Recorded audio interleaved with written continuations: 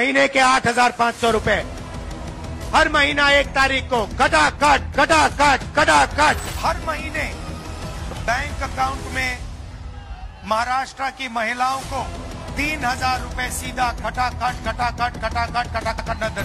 माता भगिनींनो, राहुल गांधी आणि काँग्रेसच्या फुलथापांना बळी पडू नका।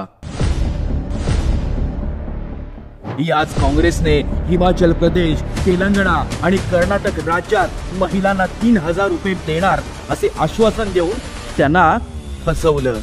आता काँग्रेसला महाराष्ट्रातील माता भगिनींना फसवून जनतेची लूट करायची आहे। हीच काँग्रेस लाडकी बहीण योजनेच्या विरोधात कोर्टात गेली। तुम्हाला दर महिना मिळणारा भाऊबीजेला याच काँग्रेसने विरोध केलाय।